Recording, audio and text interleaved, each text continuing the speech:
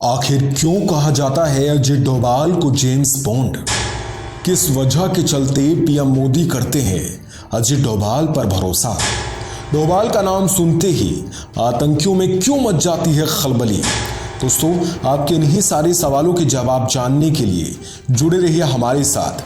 अगर आपने अभी तक हमारे पेज को फॉलो नहीं किया है तो प्लीज़ इसको फॉलो ज़रूर कर लें ताकि आपको हमारी वीडियो मिलते रहें।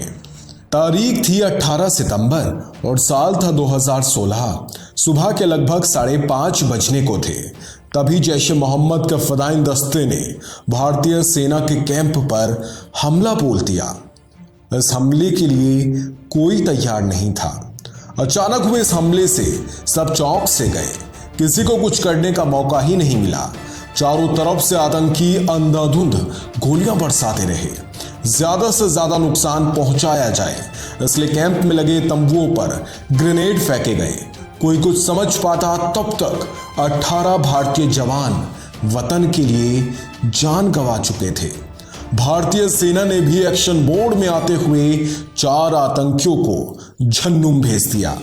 आतंकियों के पास से मिले जीपीएस सेट से यह साफ हो गया कि हमलावर पाकिस्तान से आए थे, जिसके बाद पूरे देश से बदले की मांग उठी। सत्ता में वो मोदी सरकार बैठी थी जो राष्ट्रवाद के मुद्दे पर ही सत्ता में आई थी। पीएम मोदी ने देश को भरोसा दिला दिया कि वो शीश को नहीं झुकने देंगे। इधर पीएम मोदी लोगों को भारत के कमजोर न पड़ने का भरोसा दिलाने में जुटे थे, वहीं दूसरी तरफ एनएसए अजय डोभाल प्लानिंग में लगे थे। प्लानिंग पाकिस्तान के आतंकियों को नेस्तनाबूद करने की, प्लानिंग भारत के एक्शन की, प्लानिंग बदलते भारत से आतंकियों को रूबरू कराने की। बंद कमरों में मीटिंग का दौर चलता रहा। चुनिंदा लोगों के अलावा किसी और को इसकी कानो कान खबर भी नहीं थी। तारीख थी 28 सितंबर। उरी हमले के 10 दिन बीत चुके थे। एनएसए अजय डोभाल के प्लान पर पीएम मोदी ने यकीन किया और उन्हें आतंकियों के ठिकानों को तबाह करने की छूट दे दी। सेना के साथ डोभाल ने प्लान शुरू किया। अब वक्त एक्शन लेने का था। एक्शन लिया भी गया। 28 सितंबर की आधी रात घड़ी में 12 बज रहे थे। MI-17 हेलीकॉप्टरों के जरिए 150 कमांडोज को LOC के पास उतार दिया गया। यहां से 4 और 9 पैरा के 25 कमांडो पाकिस्तान की सीमा में दाखिल हुए और पीओके में सर्जिकल स्ट्राइक को अंजाम दे दिया। घोर अंधेरा और अनजान जगह होने के चलते सैनिकों पर चारों ओर से खतरा बना हुआ था, लेकिन इसके बावजूद भी कमांडोज आगे बढ़ते रहे। पाकिस्तानी सेना की ओर से फायरिंग की आशंका के बीच करीब 3 किलोमीटर का फासला उन्होंने रेंग कर तय किया। देश में तबाही मचाने के लिए आतंकियों के कई लॉन्च पैड्स बिम्बर, केल, तत्तापानी और लीपा इलाकों में स्थित थे। कमांडोज इतनी खामोशी से इन इलाकों में पहुंचे कि पाकिस्तानी सेना को भारत के इस कदम का कोई आभास नहीं हुआ। हमले से पहले आतंकियों का लॉन्चिंग पैड्स पर अजय डोभाल अपनी पैनी निगाह बनाकर रखे हुए थे।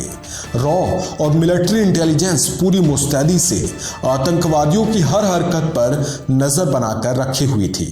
सेना ने हमला करने के लिए कुल 6 कैंपों को टारगेट किया। हमले के दौरान इनमें से 3 कैंप को पूरी तरीके से तबाह कर दिया गया। कमांडोज तबोर और M4 जैसी राइफलों, ग्रेनेड से लैस थे। रात में देखने के लिए उनके पास नाइट विजन डिवाइसेस और हेलमेट माउंटेड कैमरा भी था। कमांडोज ने वहां घुसकर बिना मौका गवाए स्मोक ग्रेनेड के साथ ताबड़तोड़ फायरिंग शुरू कर दी। देखते ही देखते कई आतंकवादियों को मार गिराया गया। रात 12:30 बजे से शुरू हुआ ये ऑपरेशन सुबह 4:30 बजे तक चला। बदला पूरा हो चला था। इधर जवान बदला लेने में जुटे थे, उधर दिल्ली में इस ऑपरेशन पर अजय डोभाल पल पल की खबर ले रहे थे। अजय डोभाल असल में जेम्स बॉन्ड है। जो काम जेम्स बॉन्ड फिल्मों में करता है, अजय डोभाल रियल में कर डालते हैं। उनका पूरा जीवन ही ऐसी सच्ची घटनाओं से भरा हुआ है। उनको दुनिया का सबसे बेस्ट खुफिया अधिकारी साबित करने के लिए एकमात्र यही किस्सा नहीं है, बल्कि उनका तो पूरा जीवन ही ऐसे किस्सों से भरा पड़ा है। भारत के लिए वो लगभग 7 साल तक पाकिस्तान में मुस्लिम बनकर रहे और वहां की जानकारी यहां भेजते रहे।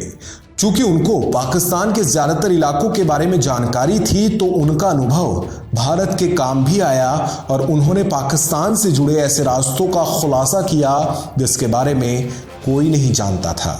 यही वजह रही कि भारत ने पहले उड़ी सर्जिकल स्ट्राइक को सफलतापूर्वक अंजाम दिया और बाद में बालाकोट एयर स्ट्राइक को करके 14 फरवरी 2019 को पुलवामा हमले में मारे गए जवानों की मौत का बदला भी ले लिया। उस घटना को कोई कैसे भूल सकता है जब पाकिस्तानी जासूस बनकर उन्होंने खालिस्तानियों को अपने भरोसे में लिया और उनसे जानकारी जुटाकर भेजते रहे।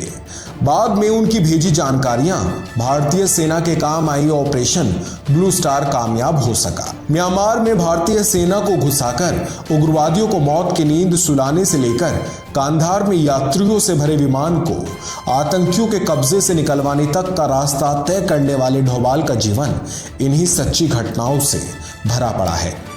कश्मीर से आर्टिकल 370 के निष्प्रभावी होने के बाद कश्मीरियों में गुस्सा भरा था, पर वो अजीत डोभाल ही थे जो उनके बीच जाकर उन्हें एहसास कराते रहे कि उनके साथ भेदभाव नहीं किया जाएगा, बल्कि 370 के हटने से उनकी तरक्की का रास्ता ही सुनिश्चित होगा। ये डोभाल के प्रयासों का ही नतीजा रहा कि आर्टिकल 370 के निष्प्रभावी होने के बाद जिस हिंसा की उम्मीद पूरी दुनिया कर रही थी वैसा कुछ नहीं हुआ और छिटपुट घटनाओं को अगर छोड़ दिया जाए तो घाटी में शांति रही। ये डोभाल की बैकडोर डिप्लोमेसी का ही कमाल था कि अभी हाल ही में म्यांमार ने नॉर्थ ईस्ट के 22 खूंखार उग्रवादियों को भारत को सौंप दिया। यकीनन अजीत डोभाल भारत का वो लाल हैं जो बिना थके काम करने की कुव्वत रखते हैं, देश के लिए सबसे अलग करने का जज्बा रखते हैं। 1945 में उत्तराखंड के पौड़ी गढ़वाल में जन्मे अजीत डोभाल भारत के ऐसे एकमात्र नागरिक हैं जिन्हें शांतिकाल में दिए जाने वाले दूसरे सबसे बड़े पुरस्कार कीर्ति चक्र से सम्मानित किया गया है। वाकई ये सारे ऐसे काम हैं जिन्हें भुला पाना बेहद मुश्किल सा है। अजीत डोभाल आपको कैसे लगे प्लीज़ कमेंट सेक्शन में हमें ये ज़रूर बताइएगा। वीडियो अगर आप यूट्यूब पर देख रहे हैं तो हमारे चैनल को आप सब्सक्राइब कर सकते हैं, फेसबुक पर देख रहे हैं तो पेज को लाइक कर सकते हैं। शुक्रिया।